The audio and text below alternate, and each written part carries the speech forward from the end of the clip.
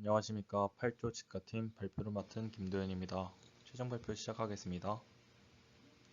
목차는 다음과 같이 진행하겠습니다. 저희 주제는 보시는 바와 같이 IoT 통합 플랫폼을 만드는 것입니다. 이것은 1년짜리 계획으로 에픽캡스톤에서는 기술 습득 및 프로토타입을 제작하고 본 캡스톤에서는 어플과 동시에 미니어처를 제작하는 것이 목표입니다. 사용 기술입니다. 먼저 프론트엔드 부분 설명드리겠습니다. 프론트엔드란 서버에서 내려오는 데이터를 원하는 디자인의 형태로 나타내야 하는 영역입니다. 프론트엔드 언어로 HTML, CSS, 자바스크립트를 사용하였습니다. GIF로 쉽게 설명드리자면 웹페이지에 HTML을 사용하여 기본뼈대를 구축하였고 CSS를 이용하여 디자인을 입혀주었습니다. 그리고 동적인 웹페이지 구현을 위하여 자바스크립트를 추가로 사용했습니다. 다음은 백엔드 부분입니다. 프론트엔드에서 필요로 하는 정보를 저장, 관리, 전달하는 역할, 즉 서버와 같은 부분을 백엔드라고 합니다. 대략적인 기능은 자료 가운데를 보시면 클라이언트가 서버에게 값을 요청하고 서버가 백엔드 언어를 통해 데이터베이스의 값을 받아옵니다. 받아온 값을 클라이언트에게 전해주거나 이와 반대로 클라이언트가 서버와 백엔드 언어를 통해 데이터베이스의 값을 수정할 수도 있습니다. 이를 식당에 비유하면 손님이 호랄바에게 주문을 요청하고 호랄바가 요리사에게 요리를 부탁하고 요리사가 냉장고에서 재료를 꺼내는 등으로 쉽게 이해하시면 될 것 같습니다. 서버에 있어서 Node.js와 AWS를 통해 클라우딩 방식 서버를 구축하기보다는 교수님의 피드백을 수용하여 기초적인 서버 구조인 아파치, PHP, MySQL을 사용하는 것이 맞다고 생각하였습니다. 이 방식으로 기초 지식을 쌓고 나머지 툴은 캡스톤에서 사용하기로 계획하였습니다. 진행 결과입니다. 첫 번째는 아파치 서버 구동을 확인하는 사진입니다. 가상환경 속 우분투 환경에서 아파치 서버를 구동시켜주면 웹페이지에 접속할 수 있게 됩니다. 그 우측은 PHP를 활용한 웹페이지입니다. PHP는 HTML, CSS, MySQL 등과 상호연동이 뛰어난 것이 특징으로 이를 활용해 웹페이지를 만들었습니다. 다음은 센서 값들을 저장하는 데이터베이스입니다. MySQL을 이용하여 구현하였고 센서 값들을 저장하고 조회, 수정 등을 할 수 있습니다. 시간 데이터 말고는 널 값을 허용하지 않았고 id 값을 자동으로 증가시켜 순서대로 저장하였습니다. 그 우측은 현재 모터 값의 상태를 저장하는 데이터베이스입니다. 이후 여러 모터 등을 제어할 상황을 가정해 센서 값과 따로 테이블을 만들어 구현했습니다. 저희는 다음과 같은 6가지 부품을 사용하여 IoT를 구현하였습니다. 각 센서 값은 와이파이 보드를 통해 MQTT 프로토콜로 주고받게 됩니다. 여기서 MQTT 프로토콜이란 메시지를 중개해주는 브로커가 있고 이것을 주제, 즉 토픽을 통해 메시지를 발행하거나 구독하는 프로토콜입니다. 화면에 보시는 바와 같이 브로커의 IP를 서로 맞춰주어 퍼블리셔와 서브스크라이버가 메시지를 주고받는 것을 확인할 수 있습니다.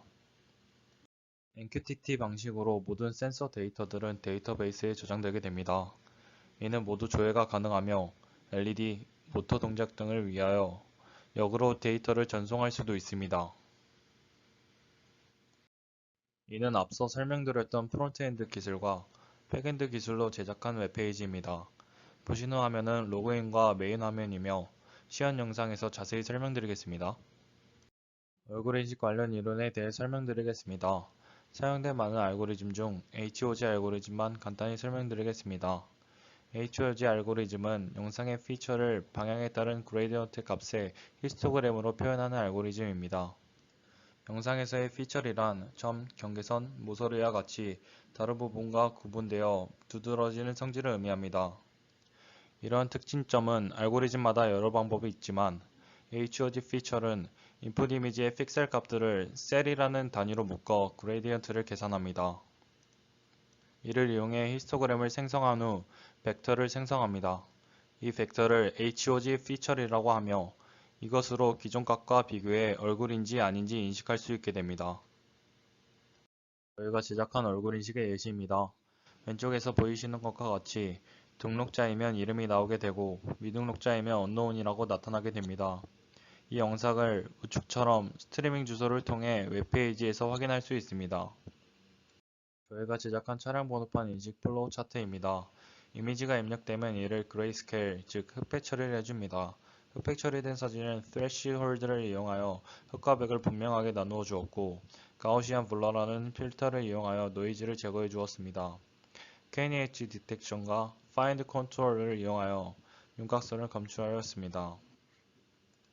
차량 번호판 비율을 고려해 주어서 찾은 윤곽선들을 후보에 뽑은 후에 이미지들을 후보의 크기에 맞춥니다.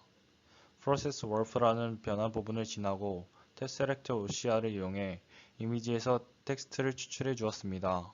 이 결과에서 번호판의 길이와 맞지 않거나 이상한 단어가 있는 경우 다시 후보를 찾는 과정으로 돌아가도록 했습니다. 이어서 KNH 디텍션을 간단히 설명드리면 말 그대로 이미지에서 엣지를 검출하는 알고리즘입니다. 이 알고리즘은 이미지에서 그레디언트의 크기와 방향을 구하고 이의 크기가 로컬 맥시멈인 부분만 엣지로 지정해 줍니다. 파라미터 값이 검출기의 하단, 상단 인계값을 조절해 성능을 향상시킬 수 있습니다. 다음은 파인드 컨트롤 기능으로 같은 값을 가진 곳만 연결한 선을 찾아주는 기능으로 윤곽선을 검출하는 기능입니다. 함수에 여러 파라미터 값이 있어 원하는 값을 가지는 파라미터를 찾을 수 있습니다. 다음은 프로세싱 월프 기능은 회전되어 있는 이미지를 정면을 보도록 재구성하는 기술입니다. 이를 구현하기 위해 오픈CV의 함수인 affine transform 메소드를 이용하였습니다. 아래에서 보이는 것은 이를 구현한 것입니다. 중간 발표 때 설명드렸던 차량 번호의 출력값은 54063으로 마지막 숫자인 9가 추출되지 않았습니다. 하지만 앞에 설명드렸던 플로우 차트 부분에서 코드를 개선하여 왼쪽 하단의 사진과 같이 5사가 0639로 마지막 숫자까지 추출해내는 것을 확인할 수 있었습니다.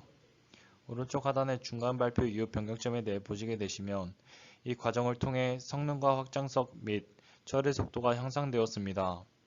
추가 기능으로는 차고지의 초음파 센서를 활용하여 특정 거리 이내에 차량이 있다는 것이 측정된다면 그 시점으로부터 차량 번호판을 인식하여 추출하게 됩니다. 지금부터 저희 캡스톤 시연 영상이 있겠습니다. 저희가 제작한 웹페이지의 첫 화면입니다. 비밀번호를 입력하여 메인 화면으로 접속할 수 있습니다. 상단 4개의 아이콘은 데이터 값을 확인할 수 있는 아이콘입니다. 온스터 아이콘을 눌러 집 내부의 온스터를 확인할 수 있습니다. 그리고 홈 화면을 눌러 메인 화면으로 돌아올 수 있습니다. 현재 기상 정보를 눌러 기상청 API로 받아온 값들을 알 수 있습니다. 또한 실내먼지 농도를 확인할 수도 있습니다. 마지막으로 화재가 감지됐는지도 알 수 있습니다. 다음으로 현관문 CCTV입니다. 현관문 CCTV 아이콘을 눌러 현관문에 설치된 CCTV를 확인할 수 있습니다. 등록된 사용자는 보시는 것과 같이 등록된 이름이 출력되게 됩니다.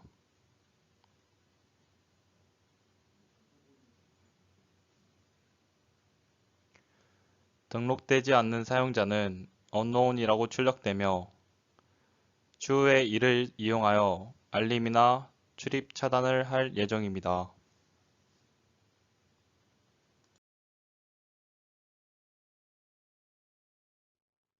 마찬가지로 차고지 CCTV 아이콘을 눌러 차고지에 설치된 CCTV를 확인할 수 있습니다.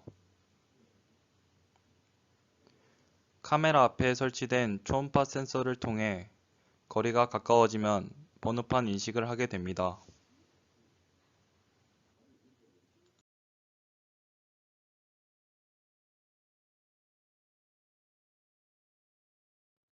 출력 값은 다음과 같이 나타납니다.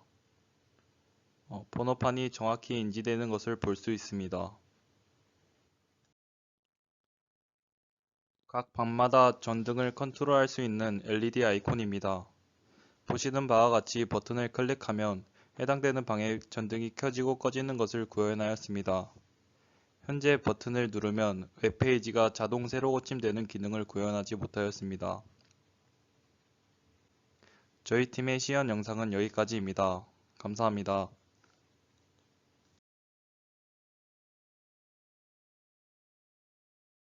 향후 캡스톤에서 제작할 어플에 대한 개발 계획입니다.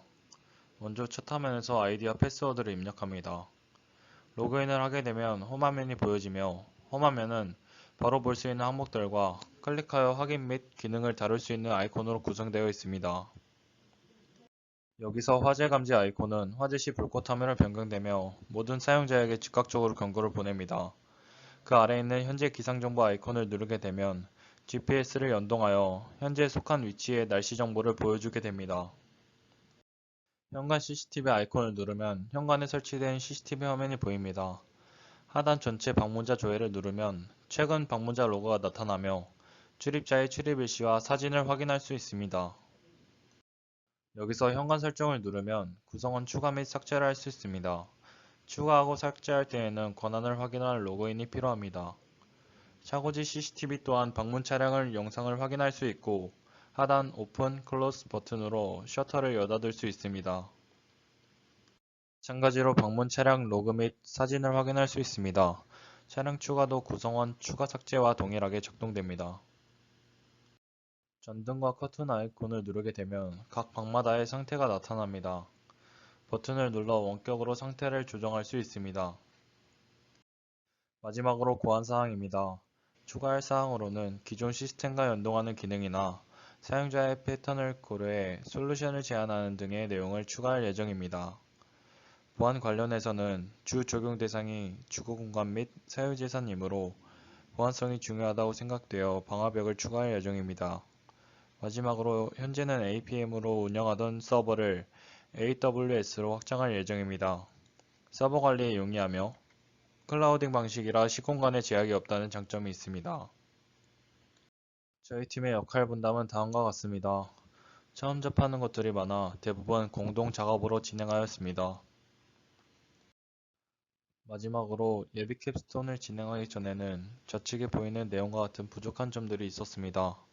하지만 진행하는 과정에서 공동 설계에서의 분업과 계획 수립이 중요하다는 것을 깨달았고, 이외에도 리눅스 환경 구축, 영상 처리, 딥러닝, 서버와 클라이언트, 기초적인 웹페이지 제작 능력 등 여러 분야에서 많은 것들을 얻을 수 있었습니다. 이상 긴 발표를 들어주셔서 감사합니다. 8조 직가팀이었습니다. 예비 캡스톤 설계 구조 청각장애인을 위한 AI 내비게이션 음성인식 최종 발표 시작하겠습니다. 발표자 고동환입니다. 발표는 프로젝트 최종 목표, 설계 과정, 향후 진행 계획, 중간 발표 피드백에 대한 답변, 계획 및 역할 분담 순서로 진행하겠습니다. 저희 조 캡스톤 최종 목표는 청각장애를 가진 운전자가 불편함 없이 운전할 수 있도록 전방의 디스플레이를 통해 내비게이션 음성을 자막으로 시각화하고 추출된 경적, 사이렌 소리를 아이콘으로 출력하는 것입니다. 본 캡스톤의 최종 완성 모습은 이와 같이 구현될 예정입니다. 내비게이션이 출력하는 음성과 주변 잡음은 음성 인식과 음성 구분 두 과정을 거쳐 각각 디스플레이를 통해 출력됩니다. 이 시스템을 운전자 시점에서 보여드리겠습니다. 이어서 320m 앞 왼쪽 도로입니다.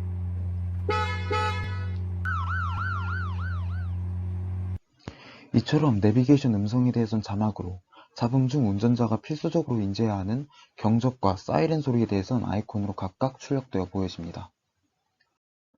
이를 위해서 저희는 이론적 연구 목표를 음성 구분과 음성 인식 두 가지 모델을 구현하는 것으로 결정했습니다. 음성 구분은 경적, 사이렌, 엔진 소리를 판별하고 음성 인식은 내비게이션 음성을 텍스트화하는 기능을 수행합니다. 소프트웨어는 파이썬, 텐서플로어, 케라스를 기반으로 진행했고 특히 음성 인식은 한국어 음성 인식 툴킷인 코스피치를 참고하여 진행했습니다. 현 예비 캡스톤 단계에서 소프트웨어 부분을 수행하였고 디스플레이와 하드웨어에 대한 부분은 후에 본 캡스톤에서 진행할 예정입니다. 내비게이션 음성인식 모델의 동작 과정은 다음과 같습니다. 음성인식과 음성구분 모두에서 공통 단계인 디지털화, 특징 추출을 거치고 여러가지 잡음과 내비게이션 음성을 구분하기 위한 각각의 모델을 구현하였습니다. 먼저 음성구분 모델 설계 과정을 이 프로젝트 모델의 동작 과정에 따라서 설명드리겠습니다. 첫 번째로 디시터러 과정입니다. 디시터러 단계에서는 가장 먼저 모델 학습을 위한 데이터 수집을 진행했습니다. 인공지능 학습에는 굉장히 많은 데이터가 필요하고 이를 매번 녹음해 수집하는 것은 제한적이고 시간 소모가 매우 큽니다. 저희 팀은 보다 효율적인 데이터 수집을 위해서 직접 녹음하는 대신 유튜브를 통해서 음성 데이터를 수집했고 이로써 샘플링 과정을 대체하였습니다. 현재 트레인, 밸리데이션, 테스트의 3가지 데이터로 나누어 각각 32개, 8개, 5개의 총 45개의 데이터를 수집하였습니다. 데이터 수집의 적정 비율을 따라 트레인과 밸리데이션 데이터의 종류별 비율을 8대2로 설정하였습니다. 다음은 특징 추출 단계입니다. 잡음 신호를 벡터화하기 위해서 음성의 특징을 파악한 후 모든 음성 파일의 길이가 같도록 패딩 처리를 해주어 MFCC를 출력하였습니다. 그리고 모델링 과정에서 CNN 모델을 사용하여서 각각의 층을 쌓아주었습니다. 학습 횟수를 30번으로 정하여 학습을 진행하였으며 학습을 진행하는 동안 로스는 점점 감소하고 정확도는 점점 증가함을 확인할 수 있었습니다. 학습 결과 엔진, 경적, 사이렌이 각각 94.7%, 97.8%, 99.4%로 결과가 출력됨을 확인했고 음성 구분이 알맞게 수행됨을 확인하였습니다. 다음으로 음성 인식입니다. 저희는 내비게이션 음성 인식이라는 프로젝트 목적에 부합하는 기능을 구현하기 위해서 오픈소스 모델을 활용했습니다. 음성 인식률 측면에서도 오픈 API를 사용하기보단 오픈소스 모델을 활용하는 편이 더 효율적이라고 판단했습니다. 저희는 한국어 음성 인식 모델 오픈소스 툴킷인 코스피치를 활용했습니다. 코스피치는 엔드투엔드 방식의 학습과 CTC 알고리즘을 기반으로 합니다. 이에 대해선 뒤에서 다시 설명드리겠습니다. 또한 코스피치는 파이토치 라이트닝 기반의 딥러닝 모델이고 딥스피치2, 스피치 트랜스포메이션 등 다양한 모델들을 제공합니다. 그 모델들 중 한국어 음성 인식에 가장 적합한 딥스피치2를 베이스 모델로 결정했습니다.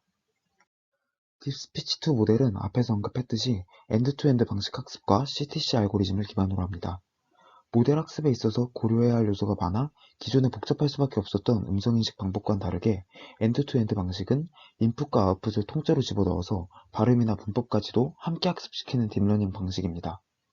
그리고 CTC 알고리즘은 학습 과정에서 가능한 모든 경로에 대한 로스를 합하고 그 로스를 줄여가는 방식의 학습 방법입니다. 이 두 가지 방식이 음성인식을 구현하기에 알맞다고 생각하여서 딥스피치2 모델을 베이스 모델로 선택하였습니다. 다음은 음성인식 모델 트레이닝을 위한 파이프라인입니다. 로우 오디오 신호에서 특징을 추출하고 그 특징을 모델에 넣고 타겟 텍스트와 비교해서 로스를 계산합니다. 그리고 그 계산한 로스로 모델 파라미터를 업데이트합니다. 그리고 이 전체 과정을 모델이 충분히 수렴할 때까지 반복합니다. 이제 음성인식 설계 과정에 대해서 자세히 설명드리겠습니다. 먼저 모델 훈련을 위한 데이터를 직접 만들었습니다. 700개의 내비게이션 음성 데이터와 해당 음성에 대한 한개 텍스트 전사 데이터를 수집했고 앞서 음성 구분 단계에서 설명드렸던 것처럼 샘플링 과정을 유튜브에서 추출한 음원으로 대체하였습니다.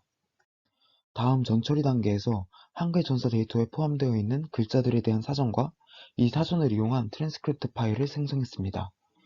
이 글자 사전에서 전체 데이터에서 나타나는 빈도수에 따라서 이 글자들의 아이디를 부여했고 트랜스크립트는 이처럼 파일 경로, 한글 전사, 글자 사전의 아이디 전사와 같은 구조로 이루어져 있습니다.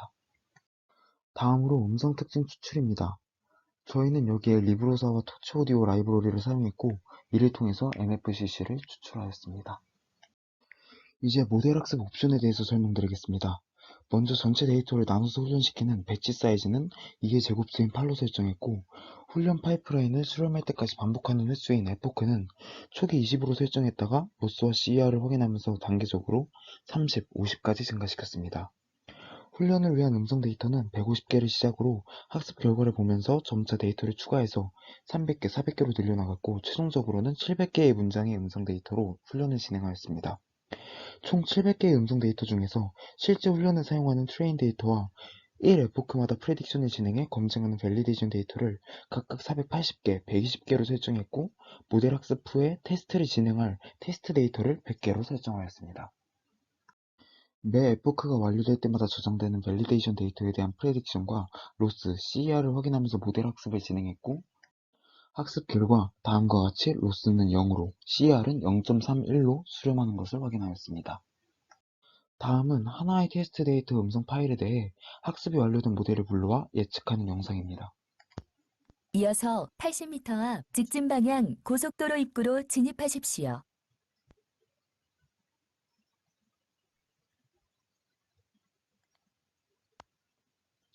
이와 같이 개별적인 음성에 대한 예측을 진행한 뒤 100개의 테스트 데이터를 한 번에 예측하도록 코드를 변경하였습니다.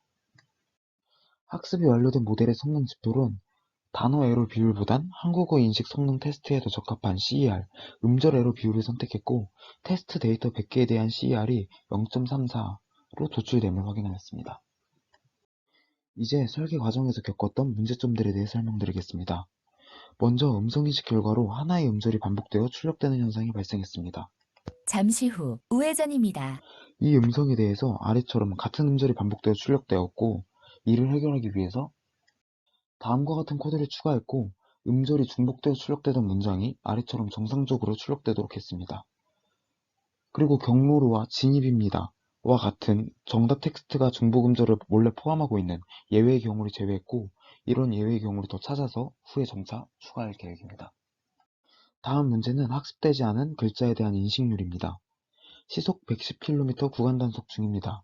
와 같은 학습 빈도수가 높은 문장은 잘 인식하지만 아래 죽전을 1000으로 인식하는 것처럼 학습되지 않은 지명에 대해서는 인식률이 매우 낮았습니다. 저희는 이를 위해서 다양한 고유명사를 포함하는 데이터를 추가했고 다음과 같이 인식이 안 되던 단어가 인식됨을 확인했습니다. 하지만 수집 가능한 데이터 양이 제한적이었고 여전히 학습시키지 못한 생소한 단어가 포함된 300m 앞 홍파초교, 교차로에서 떡전교 사거리, 방면 좌회전입니다. 이런 음성에 대해선 아래와 같이 정확한 예측을 하지 못했습니다. 이렇게 학습하지 않은 글자에 대한 낮은 인식률 문제를 해결하기 위해 향후 본 캡스톤에서 기존의 문자 단위로 진행했던 전처리 및 학습 방법 대신 자소 단위의 전처리 및 학습 방식으로 변경할 계획입니다. 또한 직접 데이터를 수집하면서 겪었던 데이터 양과 시간적 측면에서의 한계를 극복하기 위해 모델 학습에 코스피치가 제공하는 케이스폰 스피치의 1000시간 분량의 코리안 스피치 데이터를 사용하고 현재까지 수집했던 내비게이션 음성 데이터 700개는 모델을 재학습한 후 테스트 데이터로 사용할 계획입니다. 이번 예비 캡스톤에서 학습을 진행할 때 노트북의 내장 GPU를 쿠다 버전 충돌 문제로 인해 학습에 사용할 수 없어 모델 학습에 대신 CPU를 사용했습니다. 따라서 시간 소모가 매우 컸기 때문에 학습 시간을 나눠서 가장 최근의 모델을 불러와 이어서 학습하도록 하는 번거로움이 있었습니다. 따라서 이러한 비효율성을 고려하여 본 캡스톤에서는 GPU와 구글 콜앱 중 콜앱을 사용해서 학습을 효율적으로 진행할 예정입니다. 그리고 기존에는 완성된 음성인식 모델과 연동할 하드웨어로 라즈베리 파이를 사용할 예정이었습니다. 하지만 음성인식 모델이 실제 운전 상황에 적용되므로 음성이 인식되기부터 텍스트가 출력되기까지의 딜레이를 최소화하는 것이 중요하기 때문에 라즈베리 파이 대신 처리 속도가 빠른 엔비디아 제슨 나노를 사용할 계획입니다. 마찬가지로 음성인식 모델이 운전 중에 사용되는 만큼 정확도 또한 중요해서 지금까지의 학습 결과 0.31로 수렴하던 CER 값을 입력되는 10개의 음절 중 1개 미만의 음절 에러가 발생하도록, 즉 CER이 0.1 이하로 수렴하도록 저희 목표를 재설정했습니다. 음성 분리에 대해서도 비교적 예측 정확도가 떨어지는 엔진과 경적의 예측률을 데이터 추가 수집과 모델층 수정을 통해서 예측률을 99% 이상으로 끌어올릴 계획입니다. 다음으로 저희 중간 발표에 대해 주셨던 주요 피드백 몇 가지에 대해 간단히 답변드리겠습니다. 내비게이션 소리와 탑승자의 말소리 구분 가능 여부에 대해 질문을 주셨는데 저희는 화살을 구분해 음성을 인식하는 화자인식 기술을 구현하는 것은 학부 연구 수준에서 벗어난다고 판단해서 본 캡스톤의 연구 목표로 설정하지 않았습니다. 그리고 내비게이션 음성을 자막으로 출력하는 것이 아이콘보다 직관적으로 시각화되지 않아 운전에 방해가 될 수 있다는 의견을 주셨습니다. 그래서 저희는 정보 습득에 불필요한 조사 같은 단어를 생략해 필수적으로 필요한 정보만을 요약해서 사용자에게 제공할 계획입니다. 글자의 크기, 색상 등을 통한 강조, 일정 크기 이상의 경적만 출력, 특정 소리에 대한 온오프 기능에 대한 의견들도 추후 본 캡스톤에서 소프트웨어에 대한 구현이 충분히 완료된 후 해당 옵션들을 고려해 볼 예정입니다. 마지막으로 계획 및 역할 분담입니다. 저희는 프로젝트를 크게 자료조사, 데이터 수집, 음성 구분, 음성 인식 모델 구축, 테스트 및 성능 평가로 나누었고 이 안에서 세부적인 계획을 정해 진행하였습니다. 조원별 역할 분담표는 다음과 같습니다. 이상으로 AI 딥러닝 모델을 이용한 내비게이션 음성인식에 대한 예비 캡스톤 설계 최종 발표를 마치겠습니다. 안녕하십니까. 저는 이번 최종 발표를 맡게 된 퓨저블 조의 강승엽입니다. 최종 발표를 시작하겠습니다. 목차는 다음과 같습니다. 프로젝트 주제 및 목표입니다. 팀 프로젝트를 진행할 때 많은 인원들과 함께 진행하는 경우가 많습니다. 여러 인원이 함께 진행하다 보니 자료들이 중구난방으로 정리되어 있어 찾기 힘든 경우가 많았으며 진행 사항 및 일정을 한눈에 파악하기 어려웠습니다. 따라서 저희 조는 이러한 경험을 바탕으로 팀 프로젝트를 위한 협업 사이트 제작을 예비 캡스톤 설계의 주제로 설정하였습니다. 캡스톤 설계까지 모두 완료된 후 프로젝트가 최종 완성되게 되면 팀 프로젝트를 진행할 때 저희 피저블 사이트를 이용하게 되면 업무 효율성을 높일 수 있을 것이라 생각됩니다. 다음은 사용기술 스택 및 개발 환경입니다. 프론트는 HTML, CSS, 자바스크립트, 리액트 등의 기술을 사용하였으며 백엔드는 스프링, JPA, MySQL, 쿼리 DSL, 도커 등의 기술을 사용하였습니다. 해당 툴에 대한 설명은 중간 발표에서 자세하게 설명하였으니 넘어가겠습니다. 해당 기술을 바탕으로 프론트엔드는 VS 코드를 사용하여 개발하였고 백엔드는 인텔리제이 EDR을 사용하여 개발을 진행하였습니다. 다음은 프로젝트 일정입니다. 이전에 계획했던 일정에 맞게 예비 캡스톤 프로젝트를 성실히 진행하였습니다. 역할 분담은 다음과 같이 구분하였으며 조원 모두가 주어진 역할을 성실히 수행하였습니다. 프로젝트를 제안할 때 작성한 요구사항들을 바탕으로 ERD 다이어그램을 다음과 같이 구성하였습니다. 이를 통해 각 도메인들의 연관관계를 파악할 수 있습니다. 다음은 프로젝트의 계층도입니다. MVC 패턴을 사용하였으며 도메인, 컨트롤러, 서비스, 리포지토리 등 패키지들을 계층적으로 나누어 개발을 진행하였습니다. 해당 패키지 내에서도 도메인에 따라 패키지를 나누어 클래스를 작성하였기 때문에 코드의 유지보수의 측면에서도 유용합니다. 개발 시 구현한 기능이 많기 때문에 수많은 클래스가 생성되었고 해당 클래스 내에도 수백 줄의 코드가 존재합니다. 이를 시간 내 전부 다 설명할 수는 없기 때문에 백엔드의 코드 중 공지사항의 일부만을 발췌하여 공지사항 전체 조의 로직에 대해 설명드리겠습니다. 왼쪽 사진은 공지사항의 도메인입니다. 공지사항은 기본적으로 공지사항의 고유 아이디, 유저 정보, 프로젝트 정보, 공지사항의 제목, 내용, 생성 날짜를 변수로 가지고 있으며 컨트롤러에서 겟 매핑을 통하여 프론트로부터 프로젝트 아이디를 넘겨받게 됩니다. 프로젝트 아이디를 넘겨받게 되면 공지사항 서비스로 호출하게 되고 호출된 공지사항 서비스에서는 넘겨받은 프로젝트 아이디를 통해 리포지토리를 호출하게 되며 리포지토리에서는 DB에 쿼리문을 날려 파라미터로 넘어온 프로젝트 아이디와 동일한 공지사항을 찾게 되며 이를 리스트로 반환하게 됩니다. 이러한 일련의 과정을 거쳐 공지사항의 리스트를 프론트엔드 단으로 반환하여 디스플레이에 출력하게 됩니다. 다른 기능의 코드들도 공지사항처럼 도메인을 생성하고 필요 기능에 맞춰 컨트롤러, 서비스, 리포지토리 등을 코드를 작성하여 개발을 하였습니다. MVC 중 뷰단은 프론트엔드를 통해 개발을 하였습니다. 다음은 프론트엔드의 코드 중 일부를 발췌한 것으로 전체 공지사항을 디스플레이 출력하는 코드입니다. get을 통해 백과 프론트의 스펙을 맞추었으며 백을 통해 넘어온 리스폰스를 통해 공지사항의 상세 정보, ID, 타이틀, 컨텐트, 생성 날짜, 유저 이름을 디스플레이에 출력하는 코드입니다. 다른 파트 역시 스펙 및 기능에 맞춰 코드를 작성하였습니다. 기능에 따라 코드는 달라지지만 코드의 동작 원리는 앞에서 설명한 것과 같이 대부분 동작하게 됩니다. 시간 관계상 모든 코드를 설명할 수는 없기 때문에 궁금하신 부분이 있으신 분들은 Q&A 부분에 이메일 주소를 첨부해 두었으니 연락 주시면 답변 드리겠습니다. 진행 결과에 대해 설명하겠습니다. 예비 캡스톤에서는 협업 툴 기능 개발을 우선으로 하여 진행을 하였기 때문에 디자인은 각 기능을 구분할 수 있는 정도로만 구현을 하였으며 캡스톤 설계 과목에서 깊이 다룰 예정입니다. 디자인에 관한 부분은 감안하고 봐주시면 감사하겠습니다. 먼저 로그인 페이지입니다. 카카오 연동을 통해 로그인을 구성하였습니다. 카카오 로그인 버튼을 누르면 정보를 입력할 수 있는 창으로 넘어가게 되고 정보를 입력하게 되면 동의하기 페이지가 나옵니다. 전체 동의하기를 누르고 동의하고 계속하기를 클릭하게 되면 프로젝트 생성 및 선택 페이지가 나옵니다.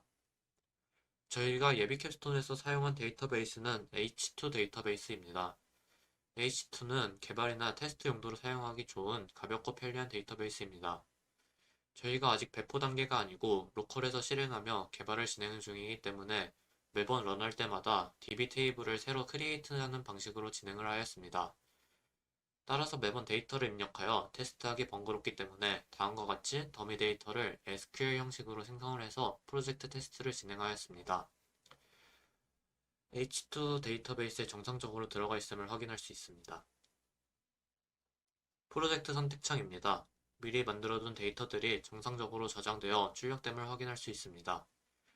등록을 누르게 되면 다음과 같이 프로젝트 이름을 등록할 수 있게 되며 프로젝트 이름을 작성한 후 등록을 누르면 저장되게 됩니다. 프로젝트를 하나 생성하고 수정하고 삭제한 결과입니다. 일련의 과정을 거친 과정의 전과 후 DB 사진입니다. 의도했던 대로 정상적으로 저장됨을 확인할 수 있습니다. 관계형 데이터베이스는 정교화된 테이블 2개로 매니투매니 관계를 표현할 수 없기 때문에 중간에 프로젝트 유저 매핑 테이블을 추가해서 프로젝트와 유저 관계를 매니투원, 원투매니 관계로 풀어냈습니다. 프로젝트 유저 매핑의 부분도 정상적으로 정보가 저장됨을 확인할 수 있었습니다. 저희 프로젝트의 메인 화면입니다. 해야 할 일, 진행 단계, 검증 단계, 완료의 탭으로 프로젝트의 진행 과정을 나누었으며 플러스 버튼을 눌러 노트를 새롭게 생성할 수 있습니다. 투두의 플러스 버튼을 눌러 노트를 생성하는 사진입니다. 정상적으로 노트가 저장되었음을 확인할 수 있습니다. 생성 기능 외에도 수정, 삭제, 노트 이동 등의 기능이 존재하며 이를 진행한 결과입니다. DB를 확인하게 되면 정상적으로 값들이 이동하고 수정, 삭제됨을 확인할 수 있습니다. 우측 상단의 참여 인원 탭을 클릭하게 되면 해당 프로젝트의 참여 인원이 다음과 같이 보여지게 됩니다. 참여 인원 옆에 있는 사이드바 탭을 누르게 되면 추후 캡스톤에서 구현할 기능들을 위한 칸을 미리 생성해 두었으며 맨 아래 로그아웃 버튼을 생성하여 해당 버튼을 누르게 되면 로그아웃 되게 됩니다. 다음은 일정 탭입니다. 프로젝트 메인 칸반보드에서 작성한 노트에는 마감 기한이 있는데 해당 기한을 캘린더에 표시하여 한눈에 일정을 확인할 수 있게 하였습니다. 상단의 화살표를 누르게 되면 이전, 다음 달로 이동할 수 있게 되며 today를 누르면 해당 날짜로 다시 이동하게 됩니다. 다음은 내가 작성한 문서 탭입니다. 프로젝트를 진행할 때 여러 인원이 메인 칸반 페이지에서 노트를 생성할 텐데 자신이 작성한 노트만을 따로 확인할 수 있는 탭입니다. 제목을 클릭하게 되면 다음과 같이 노트의 상세 정보가 표시됩니다. 다음은 공지사항 탭입니다. 프로젝트에 관련된 공지사항들을 등록할 수 있으며 다음과 같이 공지사항을 작성하고 등록하게 되면 공지사항이 추가된 것을 확인할 수 있습니다. 추가적으로 왼쪽 하단 공지사항 배너에 자동으로 입력되어 2초마다 공지사항의 제목이 로테이션으로 표시됨을 확인하실 수 있습니다. 다음과 같이 데이터베이스에도 정상적으로 값이 저장되었음을 확인할 수 있습니다. 프로젝트 진행 시 많은 오류들이 발생하였고 이를 수정하였습니다. 대표적으로 몇 가지 발생했던 오류를 소개하겠습니다. 콜스 오류입니다. 콜스 에러는 통신을 진행하는 과정에서 처음 직면한 에러입니다. 웹 브라우저는 Same Origin Policy라고 하여 정책상 보안을 위해 같은 출처의 리소스만을 공유할 수 있도록 되어 있습니다. 여기서 말하는 출처라는 것은 URL에서 앞에 프로토콜, 호스트, 포트 번호가 같은 URL을 말합니다. 콜스는 외부 리소스가 필요한 경우 이것을 허용케 해주는 우회 지원 정책인 것입니다. 저희조는 이를 해결하기 위해 두 가지 방법을 사용했습니다. 첫 번째는 프론트로부터 데이터가 날아올 때 오리진을 확인하게 되는데 콜스 필터를 통해 프론트에서 날라온 데이터도 허용 범위에 넣어주는 것입니다. 그러나 일부 기능의 경우 이것이 통하지 않아 크로스 오리진의 어노테이션을 통해 콜스 에러를 해결할 수 있었습니다. 다음은 스펙 에러입니다. 백엔드에서 개발을 진행하였을 때 테스트 용도로 타임리프 기술을 사용하여 뷰단을 생성하고 정보가 저장되고 출력되는지를 테스트하였습니다. 프론트단에서 리액트를 사용할 때 백엔드에서의 값을 모델에 담아 리턴 타입을 URL로 넘기면 해당 모델에 접근할 수 없다는 사실을 뒤늦게 깨닫게 되어 프론트엔드와 지속적인 대화를 통해 스펙을 맞추고 다음과 같이 코드 대부분을 수정하였습니다. 통신 에러입니다. 상태 코드란 클라이언트가 보낸 요청의 처리 상태를 응답에서 알려주는 기능으로 아래와 같은 상태 코드들이 존재합니다. 저희 프로젝트에서는 주로 400번대와 500번대 에러가 많이 발생하였습니다.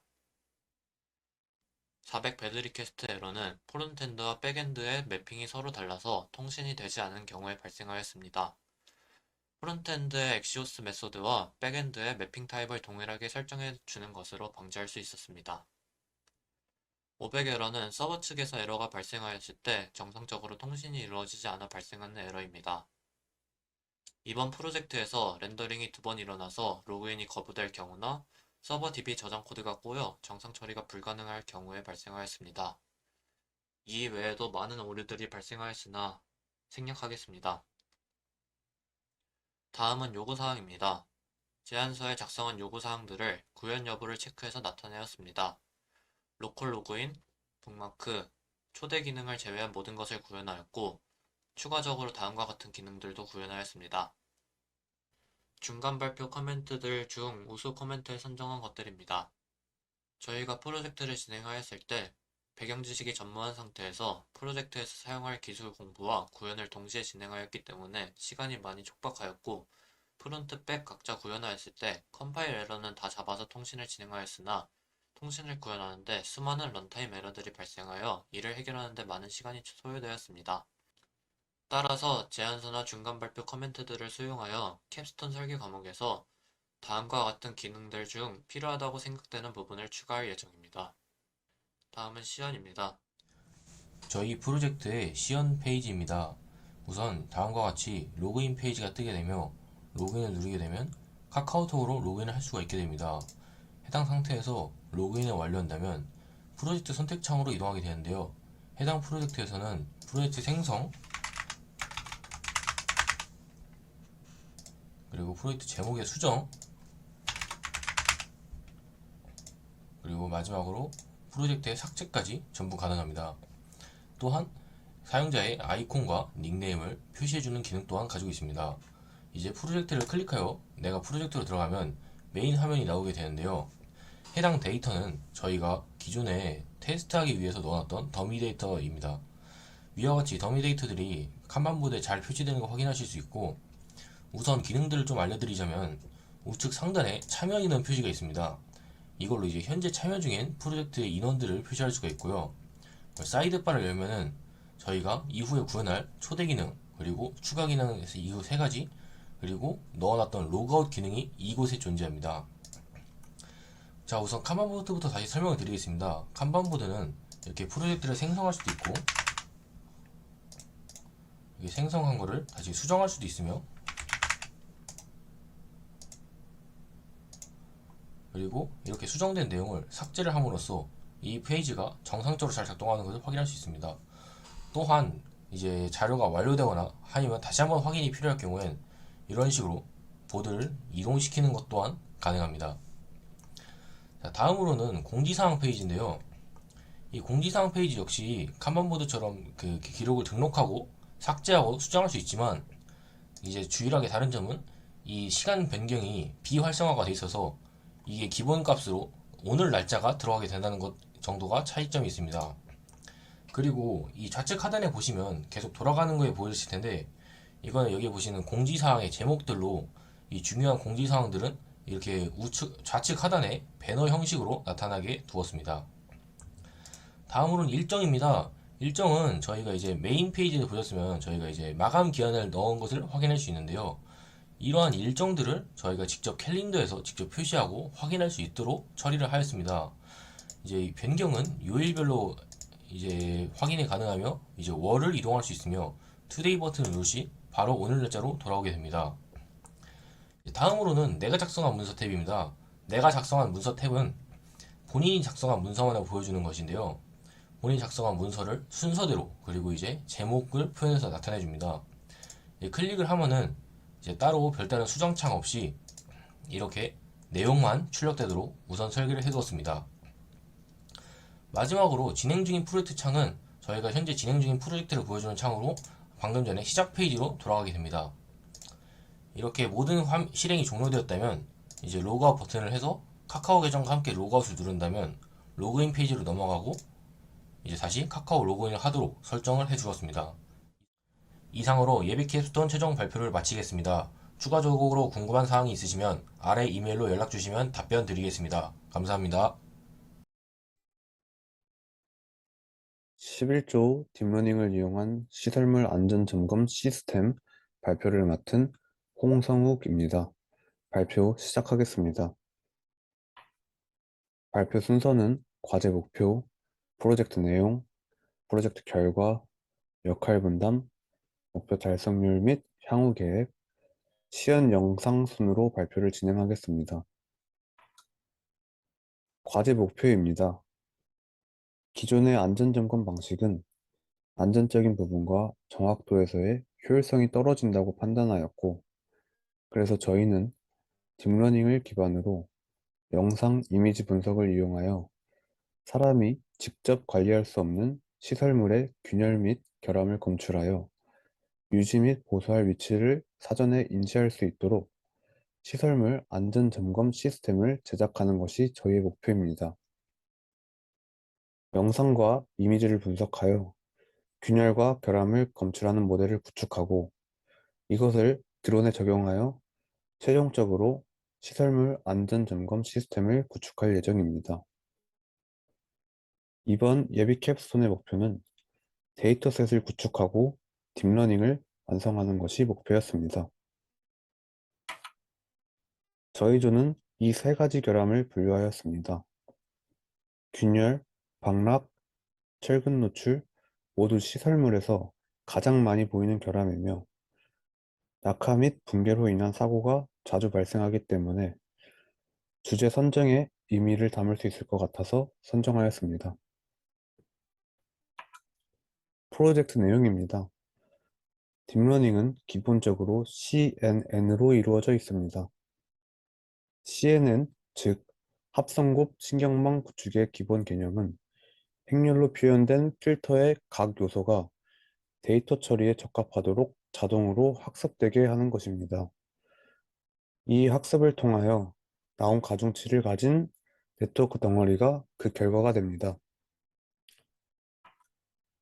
처음 시작했던 모델은 욜로 V1입니다.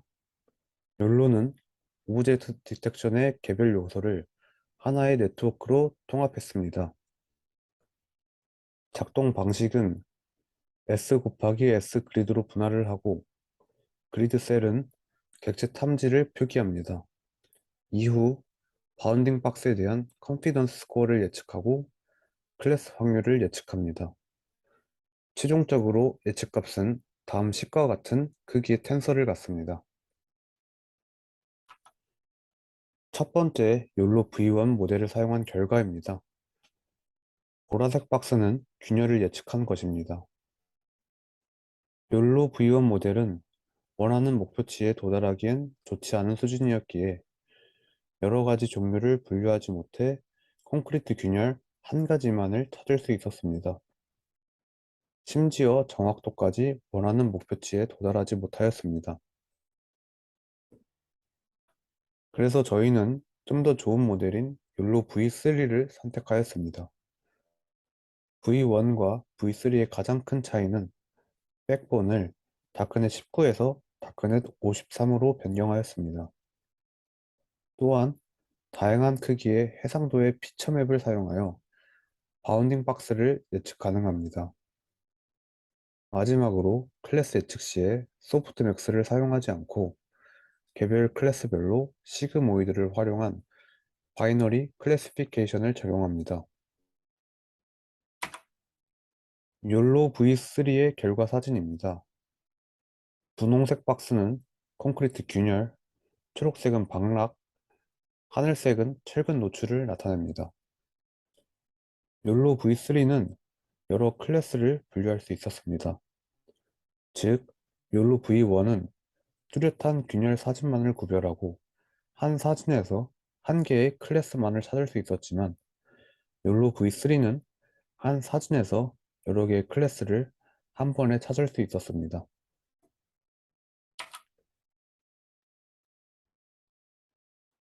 모델에 적합한 이미지들은 구글에서 설치하였고 이 사진들의 라벨링을 직접 제작하였습니다.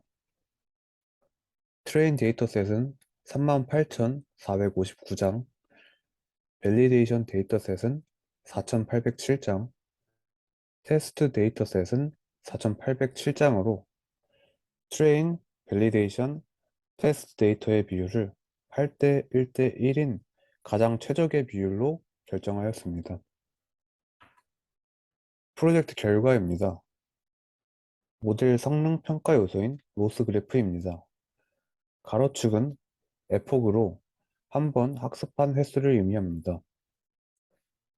두 그래프를 비교해 보았을 때 최종 200에폭 대 V1보다 V3의 로스가 더 작습니다. 따라서 작은 로스를 갖는 V3 성능이 더 좋다는 것을 의미합니다. 초반에 사용했던 욜로 V1 모델은 콘크리트 균열 하나만 구분 가능했고 정확도는 0.3입니다. 욜로 V3 모델은 세 가지 결함을 구분 가능하였고 정확도는 0.5로 정확도가 향상되었음을 볼 수 있었습니다. 구현 세부 사항입니다. 파이토치는 파이썬 기반의 과학 컴퓨팅 패키지로 넘파이를 대체하고 GPU의 힘을 사용합니다. 또한 최고의 유연성과 속도를 제공하는 딥러닝 연구 플랫폼입니다. 저희는 테슬라 T4를 사용하였습니다. 엔비디아에서 제공하는 GPU로서 지포스와는 다르게 딥러닝에 최적화된 GPU입니다. 하이퍼 파라미터는 다음과 같습니다. 역할 분담은 다음과 같습니다. 저희의 예비 캡스톤 목표 달성률입니다. 저희의 이번 학기 목표는 데이터 수집, 시설물 결함 디텍션 모델 테스트였습니다. 이러한 결과는 95% 정도의 목표 달성률을 이루며 성공적인 예비 캡스톤이었습니다. 다만 5% 아쉬운 점은 시간, GPU 사용량의 한계로 인해 더 많은 네트워크를 테스트해보지 못한 부분이었습니다. 앞으로의 향후 계획입니다. 캡스톤에서는 실제로 사용하는 안전등급표를 참고하여 안전등급에 대한 수식을 세울 예정입니다. 또한 드론에 대한 카메라 프레임워크, 자격증 검토 등 모든 관련된 사항은 캡스톤에서 구현할 예정입니다. 최종적으로 시설물 안전점검 시스템 구축할 예정입니다. 시연 영상입니다. 드론과 관련된 부분은 향후 계획에서 언급했듯이 캡스톤에서 진행될 내용이라서 드론으로 영상을 직접 찍을 수 없어 학교에서 보이는 균열 영상을 직접 찍어서 사용하였습니다. 균열은 콘크리트 균열과 철근 노출, 다른 균열 두 개를 선택하여 결과를 확인해 보았습니다.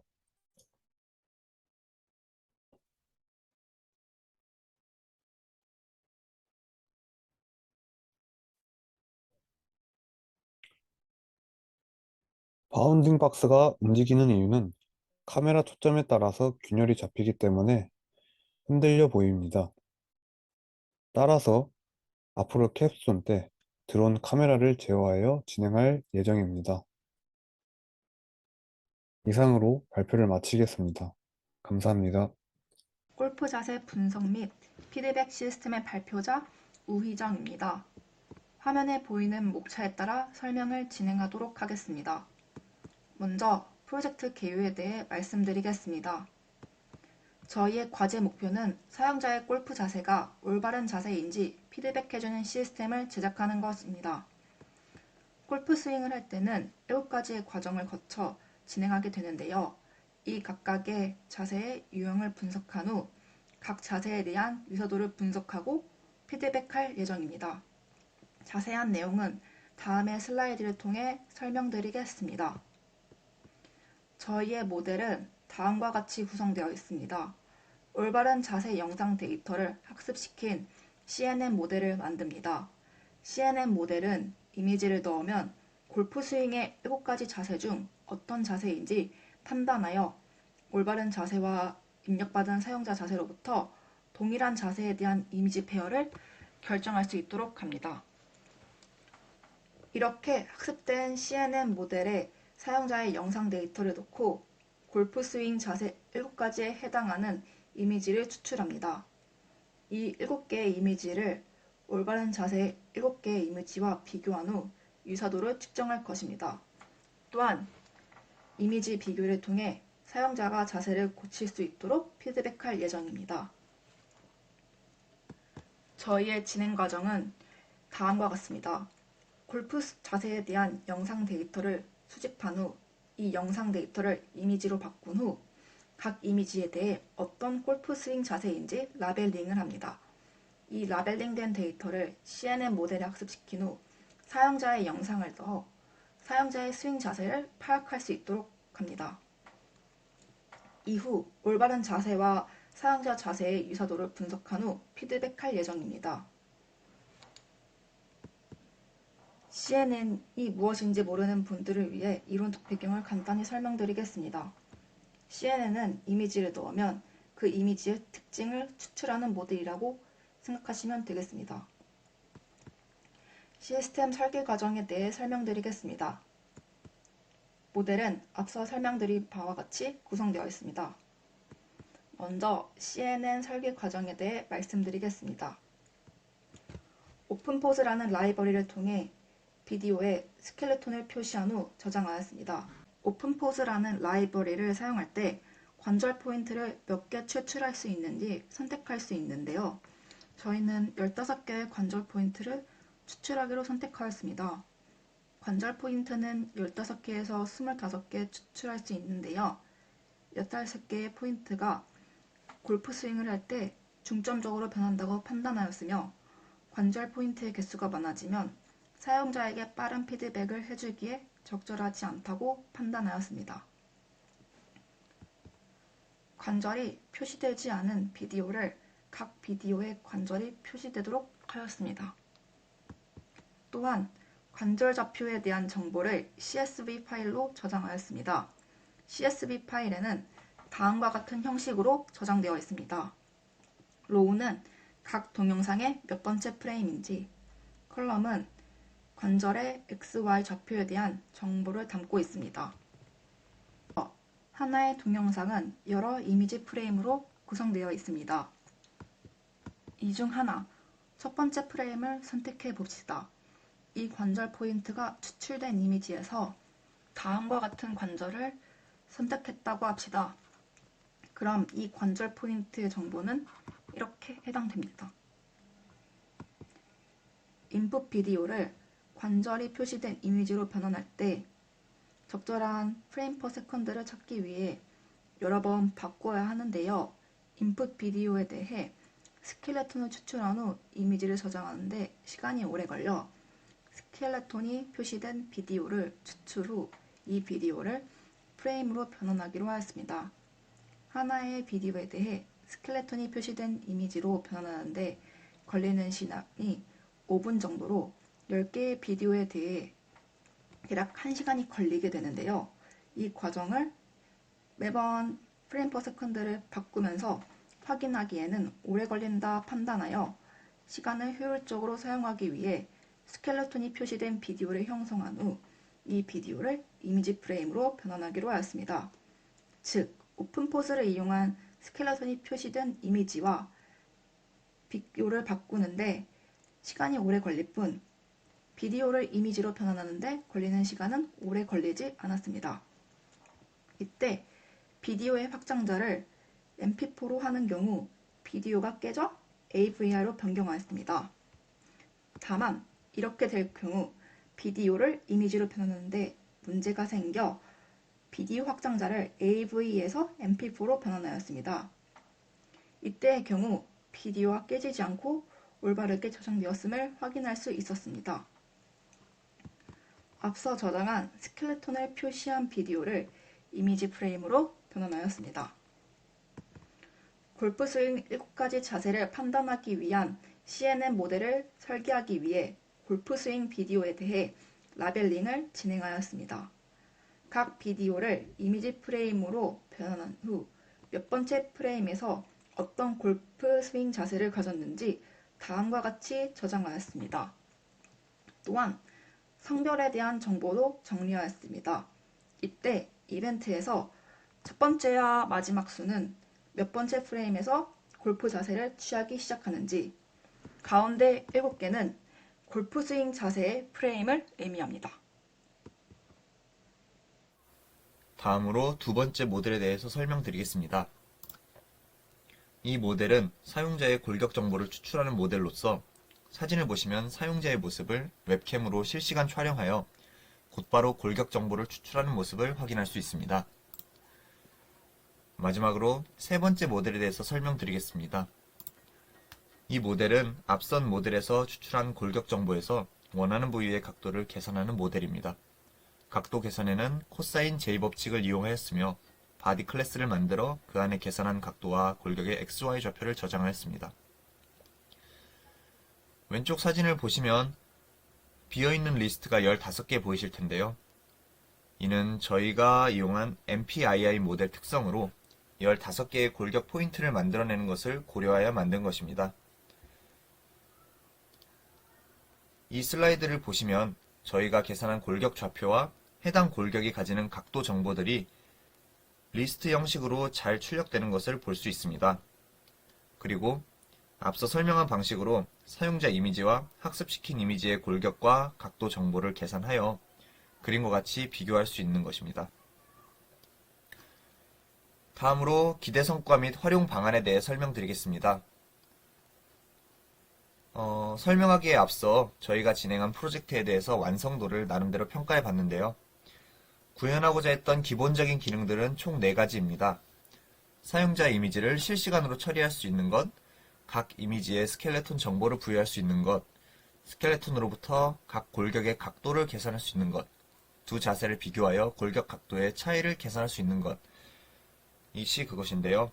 이 기능들은 앞서 설명드린 것처럼 전부 구현하였으나 추가 기능인 골격 포인트 각도의 차이 정도에 따라 포인트 색깔을 다르게 부여하는 것은 아직 구현해내지 못하였습니다. 저희 프로젝트의 기대 성과는 사용자의 자세 이미지와 사용자에게 어울리는 프로의 자세를 추출하여 다음과 같이 비교하고 그 차이점을 설명해 줄 수 있다는 것에 있습니다. 하지만 유사도 면에서 사용자의 눈에 보기엔 어디가 얼마나 잘못된 건지 한눈에 파악하기 어려운 면이 있습니다. 따라서 이런 애매모호한 유사도 전달력을 어떻게 정의할지에 대해서 구상 중에 있었습니다. 현재는 각도만을 표시하여 그 차이를 직관적으로 파악하기 어렵지만 완성 시에는 사용자와 프로 골퍼의 이미지를 겹쳐서 보여줌으로써 한층 식별을 편하게 해줄 것이고 부가적인 설명의 느낌으로 유의미한 차이가 나는 골격 포인트의 각도만을 텍스트로 표현해줄 계획입니다. 사용자와 학습 데이터를 비교해 스켈레톤의 유의미한 차이가 발생하는 포인트를 다른 색으로 표현하고 해당 부분을 클릭하면 확대가 되어 자세한 설명을 제공하는 것이 저희 프로젝트의 최종 기대사항입니다. 다음으로 업무 분담에 대해서 설명드리겠습니다. 저희 팀원들에 대해서 업무 분담은 다음과 같고요. 우희정 팀원은 비디오의 관절 포인트 추출, 골프 자세 라벨링, 유사도 측정 알고리즘 설계, 비디오를 이미지 프레임으로 변환까지가 저희였고요. 김민수 조원은 골프 자세 라벨링, 스켈레톤 이미지 추출, 각도 추출, 알고리즘 설계, 백승현 조원은 골프 자세 라벨링, 유사도 측정 알고리즘 설계, 최재성 조원은 웹캠을 통한 실시간 골격 추출, 각도 추출 알고리즘 설계, 피드백 시스템 설계를 맡았었습니다. 이상으로 저희 프로젝트의 발표를 마치겠습니다. 감사합니다.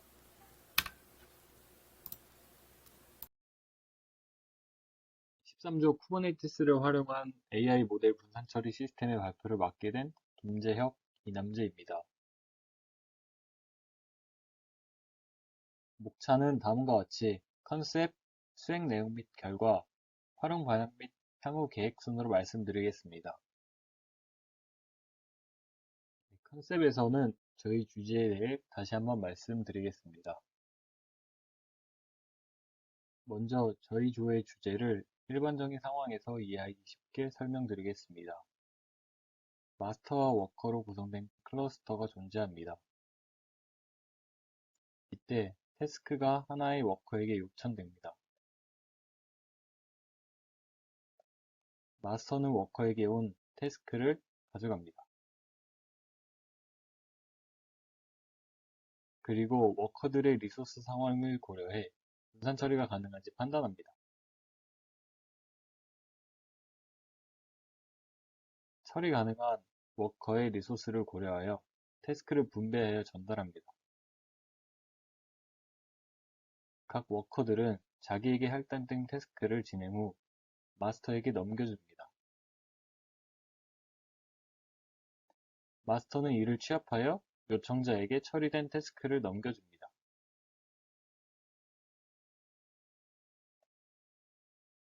저희 조는 방금 말해드린 상황을 쿠버네티스를 이용하여 구성하였습니다. 다음은 수행 내용 및 결과입니다. 우선 공유기를 사용하여 고정 IP 할당과 포트 포워딩을 해주어 네트워크를 구성하였습니다.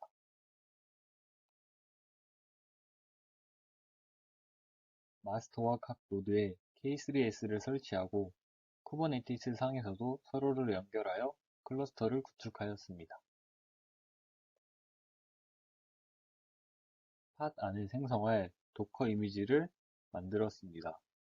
라즈베리 파이의 경우에는 CPU만 존재하고 제슨 나노의 경우에는 GPU가 존재하여 사용할 수 있습니다.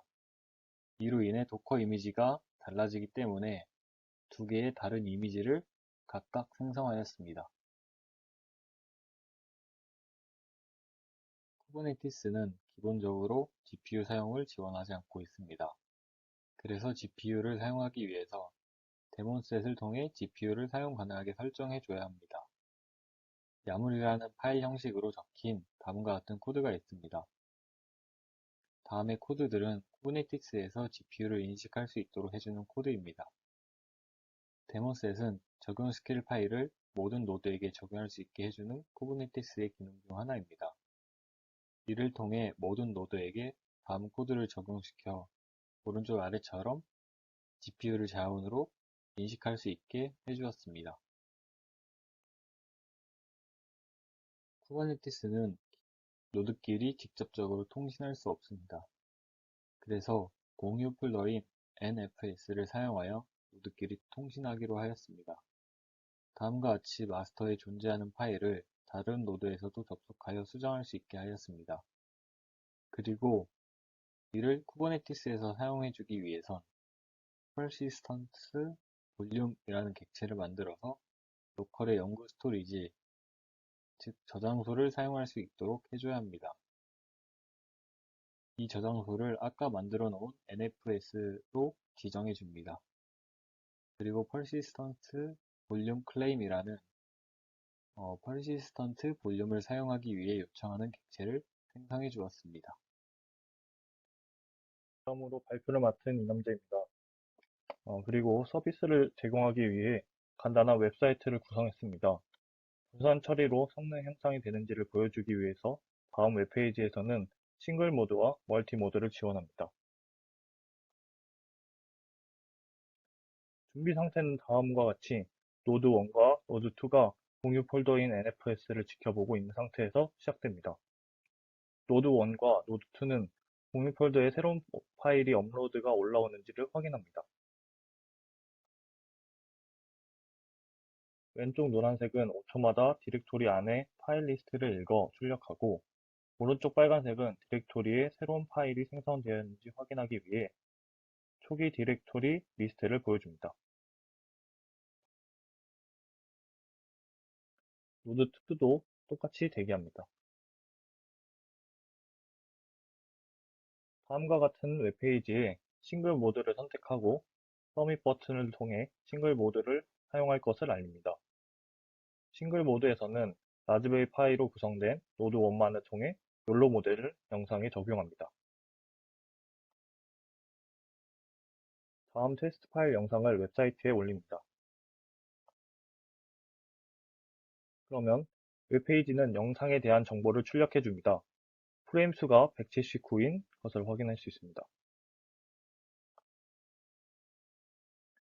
싱글 모드에서는 공유 폴더에 들어온 영상을 확인하고 이를 가지고 욜로 모델을 적용합니다. 노드 1에서는 욜로 모델을 돌리고 노드 2는 여전히 대기하고 있는 것을 확인할 수 있습니다. 노드 1에서 176초 동안 욜로 모델을 돌린 것을 확인할 수 있습니다. 완료된 영상을 공유 폴더로 저장합니다. 웹페이지는 노드 1에서 작업을 완료했다고 알리면 작업하는 데 걸리는 시간을 출력하고 영상을 다운로드할 수 있게 해줍니다. 이번에는 멀티 노드의 경우입니다. 앞에서와 마찬가지로 영상을 업로드하면 영상의 정보를 보여줍니다. 이번에는 올려둔 영상을 웹페이지에서 2대 8 비율로 나누어 NFS에 저장합니다. 싱글 모드에서와 같이 대기하고 있던 노드들이 영상을 받아서 작업을 실행합니다. 이번에는 노드 2에서도 욜로 모델을 적용합니다. 아무래도 GPU를 사용하여 빠른 처리를 가지고 있는 노드 2에게 좀 더 많은 할당량을 주어 작업을 처리하는 모습입니다. 노드 1과 노드 2에서 저장한 영상들을 하나로 합칩니다. 영상을 이어 붙이는 것이 끝나면 다음과 같이 웹페이지를 보여줍니다. 영상을 나누는 데 걸리는 시간, 욜로를 적용하는 데 걸리는 시간, 다시 영상을 합치는 데 걸리는 시간, 이 모든 시간을 합친 시간을 보여주고 다운로드도 가능하게 해줍니다. 왼쪽이 분산 시스템을 사용하지 않았을 때의 결과이고 오른쪽이 분산 시스템을 사용했을 때의 결과입니다. 예제 영상으로 비교해 봤을 때 약 4배의 속도 개선을 확인할 수 있습니다. 활용 방안 및 향후 계획입니다. 엣지 디바이스를 사용하는 네트워크 환경에서 실시간으로 처리하는 데이터를 여러 노드로 분산 처리하여 전력 소모를 낮추고 처리 속도 향상을 기대할 수 있습니다. 향후 계획입니다. 캡스톤에서는 소켓 통신을 사용하여 실시간으로 웹페이지에 진행사항을 표시하고 파드들끼리 파일을 공유하도록 하겠습니다. 영상 파일 정보와 노드의 리소스 정보를 이용하여 태스크를 적절히 나누는 알고리즘도 구현할 예정입니다. 플라스크 웹페이지의 가동성과 편의성을 증가시키고 워크를 추가하여 여러 가지 시나리오를 테스트할 예정입니다. 감사합니다.